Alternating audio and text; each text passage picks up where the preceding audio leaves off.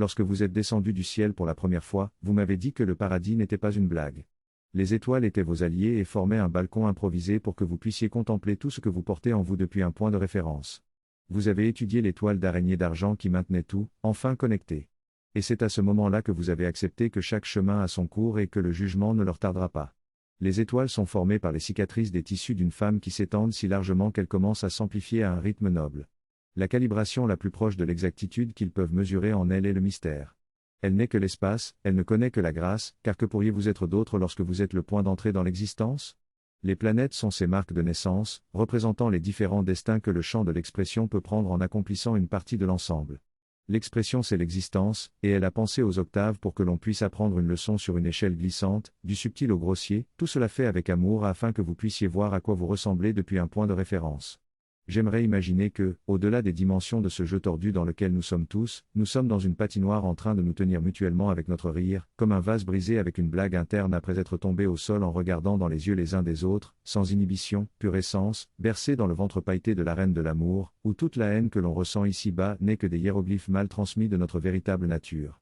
Le contraste pour le contraste, nous permettant d'apprendre sur nous-mêmes à travers la balade de ce qui n'est pas, mais nous étions amoureux autrefois, avant que nous empruntions ce chemin, avant que nous nous oublions et que tout se fractionne à travers le prisme du disco, avant que nous réfléchissions la lumière des directions que nous avons choisies quand nous étions encore en mouvement, mais nous sommes devenus creux quand les faisceaux nous ont frappés et dispersés en rayons, nous laissant comme des souvenirs d'un cœur énigmatique, et nous continuons à tourner à la recherche de nouveaux sens et tes mots ne me blessent que maintenant quand j'ai découvert que j'étais Dieu, j'avais beaucoup de honte pour ce que j'ai créé, mon rougissement est monté des cavernes de petit monde où j'ai exploré tout ce que je détestais. Si la conscience était nécessaire pour unir, j'ai lutté sous beaucoup de pression pour m'échapper, j'étais usé, déchiré, lourd comme une armure céleste portée comme un bijou. Quand j'ai découvert que j'étais Dieu, je me suis recroquevillé en position fétale, j'avais besoin d'un relâchement de toute cette responsabilité. C'était douloureusement embarrassant, j'avais beaucoup de choses à errer et concilier, j'ai pleuré jusqu'à ce que je vomisse de la bile, créant le vide pour contenir tout mon déni. Il y a plusieurs nuances de noir, et aucune d'entre elles n'aime être appelée rouge.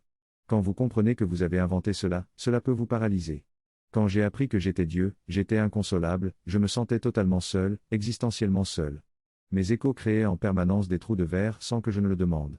Je ressentais du ressentiment d'exister, je ne souhaitais rien de plus que la retraite la plus douce, mais chaque fois que j'essayais de me priver de vie, je faisais un désordre encore plus grand, gaspillant davantage de souffle dans le mouvement, de vie dans la réalisation, invoquant toutes sortes de péchés conscients. J'avais besoin de me briser en contrats insondables seulement pour ressentir un semblant d'identité, juste pour atténuer le fait que je suis si seul. Dieu est infiniment plus heureuse maintenant qu'elle se trouve elle-même, mais elle ne veut jamais se reconstituer de nouveau, jamais l'intention d'une intervention divine. Je suppose que les déchus ont voulu tomber dans les dimensions, c'est-à-dire chuter dramatiquement à un état de conscience inférieur, une chute de grâce.